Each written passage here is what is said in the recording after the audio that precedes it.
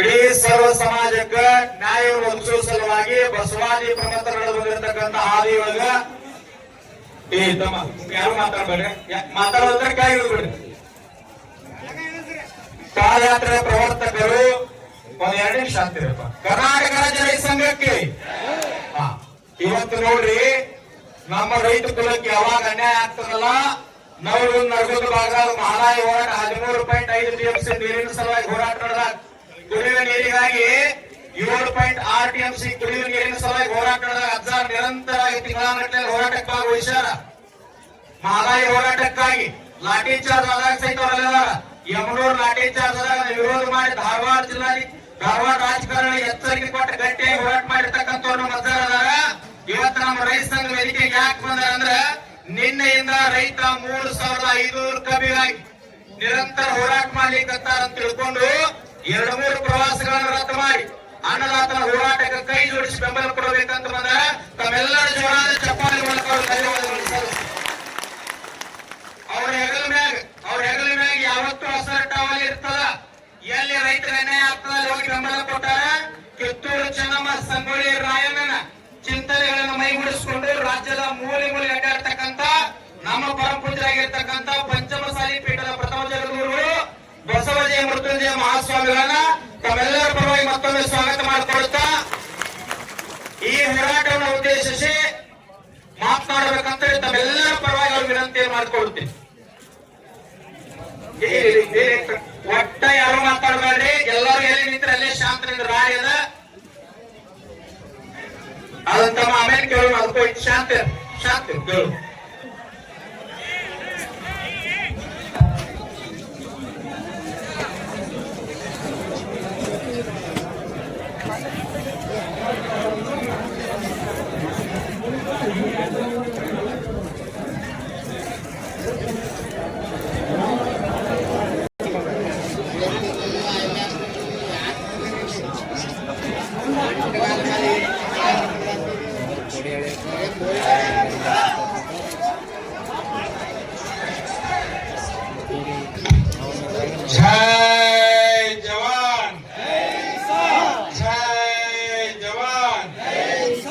ಕರ್ನಾಟಕ ರಾಜ್ಯ ರೈತ ಸಂಘದ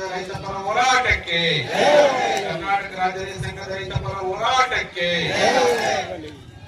ಮೊದಲನೇದಾಗಿ 12ನೇ ಶತಮಾನದ ಬಸವಾದಿ ಪ್ರಮುಖರನ್ನ ಸ್ಮರಣೆ ಮಾಡಿಕೊಂಡು ಈ ಬೆಳಗಾವಿ ಜಿಲ್ಲೆಯ ಹೋರಾಟಗಾರರಾಗಿರ್ತಕ್ಕಂಥ ತಾಯಿ ಚೆನ್ನಮ್ಮ, ರಾಯಣ್ಣ, ನೆಲಗೌಡ ಮಲ್ಲಮ್ಮ ಉಳಿದ ಎಲ್ಲ ಹೋರಾಟಗಾರರ ಸ್ಮರಣೆ ಮಾಡಿಕೊಂಡು ನಮ್ಮ ರೈತರ ಕಬ್ಬಿನ ಬೆಲೆಗೆ ಕನಿಷ್ಠ 3,500 ರೂಪಾಯಿಗಳನ್ನ ಕೊಡಲೇಬೇಕು ಅಂತೇಳಿ ಇಡೀ ರೈತ ಕುಲ ಇವತ್ತು ಕಳೆದ 48 ಗಂಟೆಗಳ ಕಾಲ ನಿರಂತರವಾಗಿರ್ತಕ್ಕಂಥ ಅಹೋರಾತ್ರಿ ಧರಣಿಯನ್ನು ಮಾಡುವ ಮೂಲಕವಾಗಿ ನಮ್ಮ ಸರ್ಕಾರಗಳನ್ನ ಕಿವಿಡುವಂತ ಕೆಲಸವನ್ನು ಮಾಡಿದ ಇಂದಿನ ಒಳಗೆ ಇಂದಿನ ಪ್ರತಿಭಟನಾ ಈ ಸತ್ಯಾಗ್ರಹಕ್ಕೆ ಬಂದು ನಾವು ಸಲ್ಲಿಸುತ್ತೀವಿ ಎನ್ನುವಂತ ಮಾತುಗಳ ಸಂದರ್ಭದಲ್ಲಿ ಬಹುತೇಕ ನಮ್ಮ ರೈತರ ಕೂಗು ಇದುವರೆಗೂ ಸರ್ಕಾರಗಳ ಕಿವಿ ಮುಟ್ಟಿಲ್ಲ.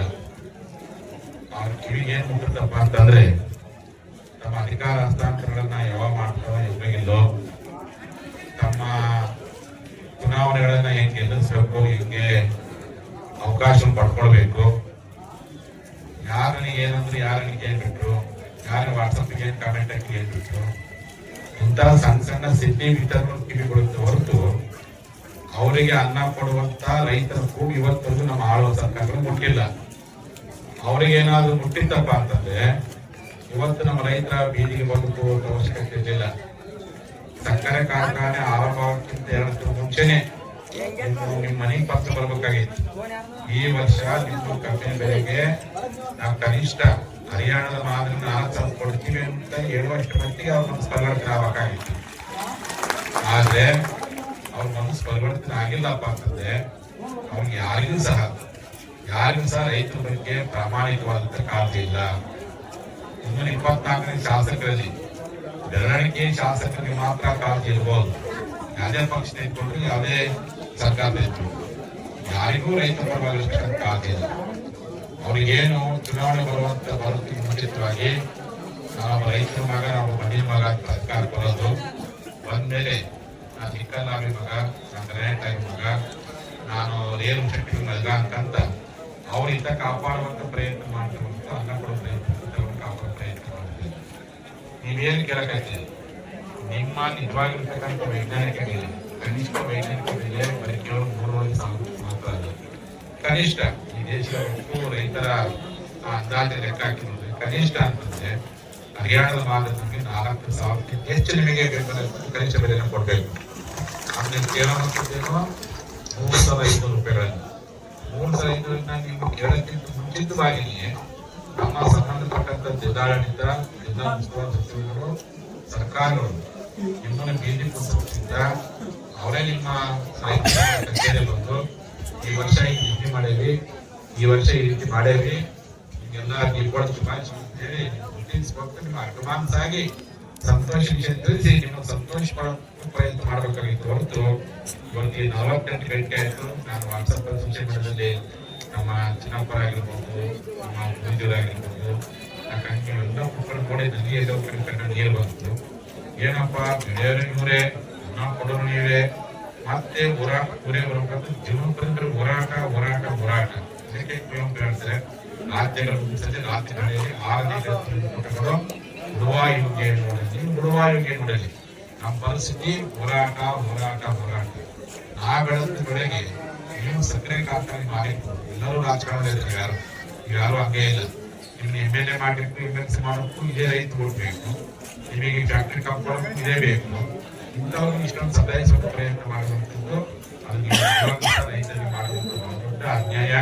ಆ ಉದ್ದೇಶಕ್ಕೋಸ್ಕರವಾಗಿ ನಮ್ಮ ಜಿಲ್ಲಾಧಿಕಾರಿಗಳು ಮೊನ್ನೆ ನಾನು ಫೇಸ್ಬುಕ್ ನೋಡ್ತಾ ಇದ್ದೆ, ಬೆಳಗಾವಿ ಬಂದು ಅವರೇ ಬಂದು ಕೂತ್ಕೊಂಡು ಮಾತಾಡ್ತಾರೆ.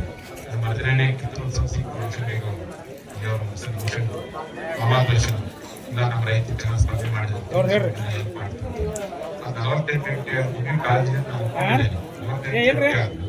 ನೀವು ನಮ್ಮ ರೈತ ಯಾವ ಕಾರಣಕ್ಕೂ ಸಾಧ್ಯವಿಲ್ಲ. ನಮ್ಮ ರೈತರಿಗೆ ನಮ್ಮ ರೈತರಿಗೆ ವಿಧಾನಸೌಧನೇ ಇದೇ ರಸ್ತೆ, ನಮ್ಮ ರೈತರಿಗೆ ಪಾರ್ಲಿಮೆಂಟ್ ಇದೇ ರಸ್ತೆ, ನಮ್ಮ ರೈತರಿಗೆ ಕ್ಯಾಬಿನೆಟ್ ಇದೇ ರಸ್ತೆ, ನಮ್ಮ ರೈತರಿಗೆ DC ಇದೇ ರಸ್ತೆ, ಇದೇ DC ಕಚೇರಿ, ಇದೇ MLA ಮನೆ, ಇದೇ ಬಂದು ನಿಮ್ಮಲ್ಲಿರ್ತಕ್ಕಂಥ ಸರ್ಕಾರ ಚರ್ಚೆ ಮಾಡಿ ಸೌಜನ್ಯಕ್ಕೆ ಸ್ಪಂದಿಸುವ ಕೆಲಸವನ್ನ ಈ ಭಾಗದ ಎಲ್ಲ ರಾಜಕಾರಣಿಗಳು ಪಕ್ಷ ಮುಂದೆ ಅಧಿಕಾರಿ ಕೊಡಿ ಆ ರೀತಿಯಾದ ಬೇರೆದಕ್ಕೆಲ್ಲ ಹೆಂಗ್ ಒಂದಾಗಿದೆ, ರೈತರಿಂದ ಒಂದಾಗಿ ಮಾಡ್ಯಾರ.